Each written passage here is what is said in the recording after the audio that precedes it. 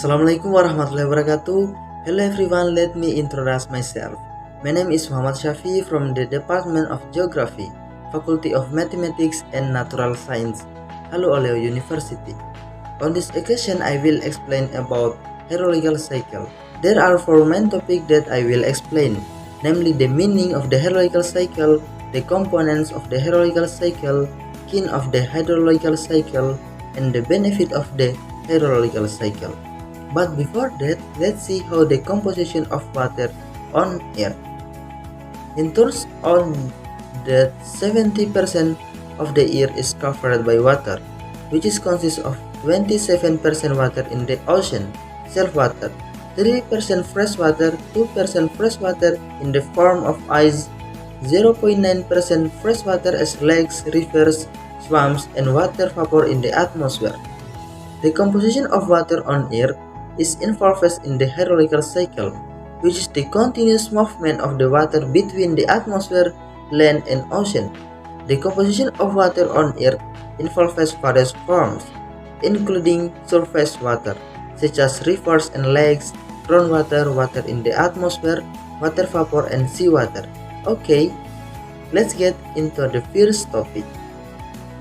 Definition of the hydrological cycle.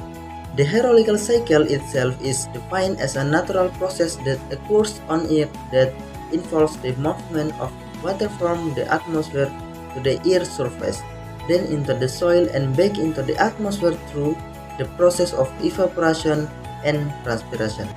This process occurs constantly and delivers water through rivers, lakes, and sea around the world.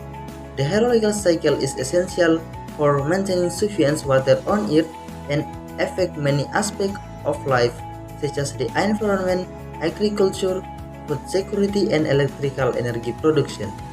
The hydrological cycle process also plays a role in maintaining the balance of the surrounding ecosystem.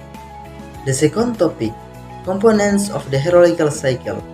There are 7 components in the hydrological cycle, namely first evaporation, second condensation, third advection, 4 rain precipitation, 5th surface flow runoff, 6th seepage infiltration, and finally percolation. The components of the hydrological cycle also represent the flow of the hydrological cycle itself. The hydrological cycle begins with the process of evaporation. Evaporation is the process of changing the water phase into the vapor phase.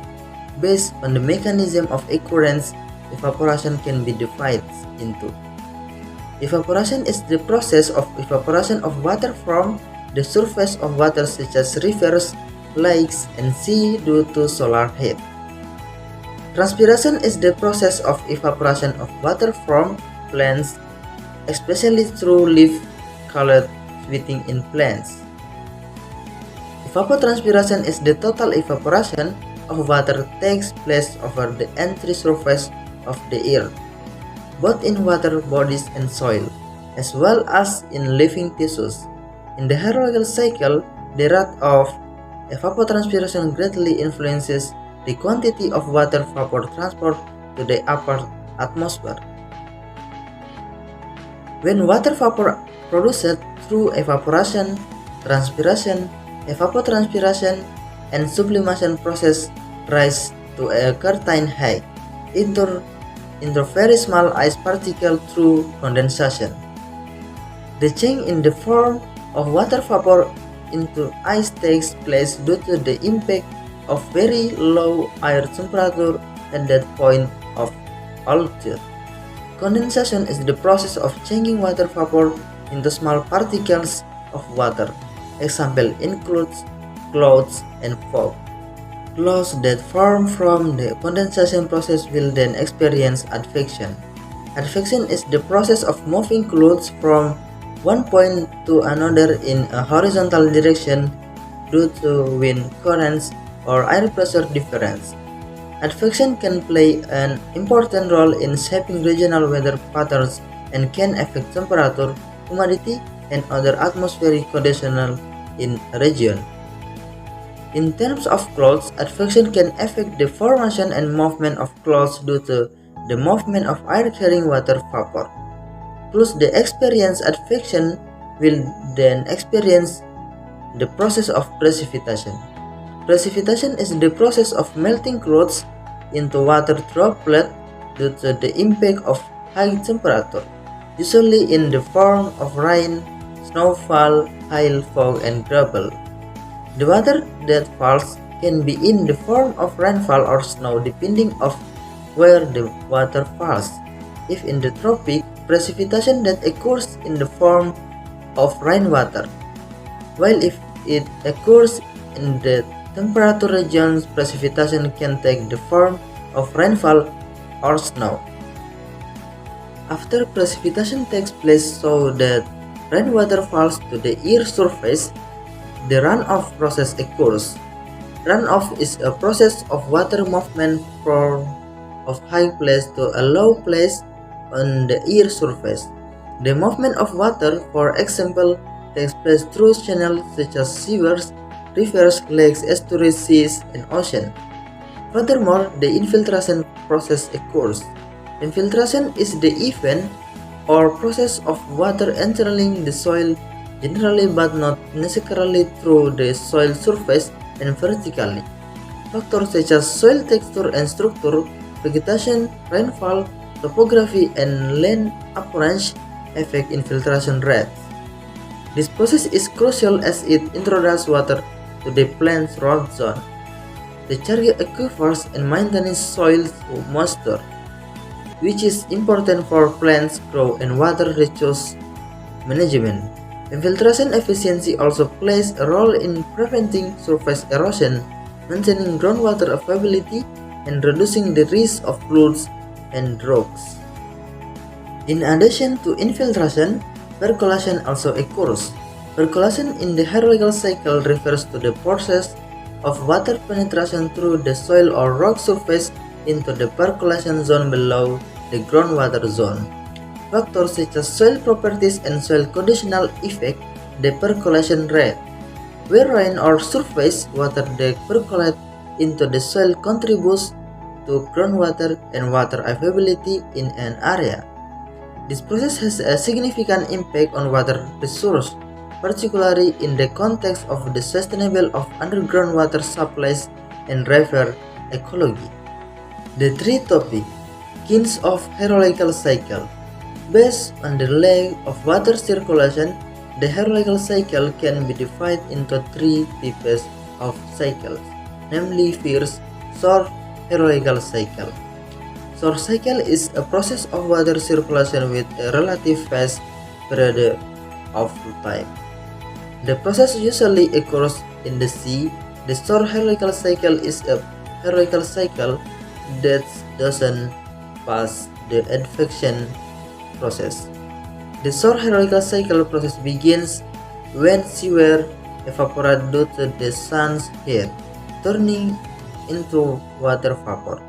This water vapor then condenses and forms clouds. Subsequently, the formed clouds will give rise to rain on the sea surface, completing the hydrological cycle by returning water to the earth's surface and involving the stage of evaporation, condensation, and precipitation. Second, moderate hydrological cycle. The moderate hydrological cycle is a hydrological cycle that occurs where, at a certain altitude, the circulation of water that should go to the sea becomes interrupted due to evaporation occurs in rivers and lakes. This hydrological cycle produces rain on land because the advection process brings cloud from to the top of the land. The process of the hydrological cycle begins with the evaporation of seawater due to solar heat, forming water vapor. This water vapor undergoes advection, moving inland by the wind. When it reaches the land atmosphere, the water vapor condenses to form clouds and eventually falls as rain. The rainwater that flows through the land surface as runoff into rivers and eventually back into the ocean. Third, long hydrological cycle. The long cycle is the one that lasts the long and the process is the most complete. The long hydrological cycle is a hydrological cycle that mostly takes place in subtropical climates or mountainous places. In the long hydrological cycle, seawater evaporates under the heat of the sun, turns into water vapor and sublimates. The formed water vapor forms clouds with ice crystal through advection and move inland. Furthermore, the clouds undergo precipitation and fall as snow, which accumulate to form glaciers. Due to change in temperature and air, glaciers melt to form streams. Water originating from glacier flows through rivers back to the ocean, completing the hydrological cycle by describing the journey of water from the ocean to the atmosphere, land, and back to the ocean. The fourth topic, benefit of the hydrological cycle. The hydrological cycle, which involves the movement of water through various phases such as evaporation, precipitation, and flow, provides various benefits to the environment and life on Earth. Some of the benefits of the hydrological cycle include: first, fulfillment of water needs. The hydrological cycle ensures the distribution of water on Earth, providing water source for human consumption, industry, and daily needs. Second, support for agriculture. Processes such as precipitation and infiltration supply water to the soil, supporting plants growth and ensuring sustainable food production. 3. Preservation of ecosystem. The hydrological cycle provides water for terrestrial and aquatic ecosystem, supporting plants life, animals, and aquatic organisms. 4. Renewable energy. The flow of water caused by the hydrological cycle can be utilized for hydroelectric power generation, providing a renewable source of energy. 5. Natural disaster management. Understanding the hydrological cycle helps in modeling and forecasting extreme weather events such as floods and drought, enabling more effective disaster management measures. Through complex interaction between the atmosphere, land, and ocean, the hydrological cycle maintains the air-water balance, supports ecosystem, and provides essential resources for human life and activities. So, in conclusion, the hydrological cycle is simply the process of air circulation on Earth, which includes the process of evaporation, condensation, precipitation, runoff, infiltration, and percolation. The hydrological cycle has an important role for life on Earth, be it human, plants, or animals. That's all from me. Thank you for watching and have a great day. Wassalamualaikum warahmatullahi wabarakatuh.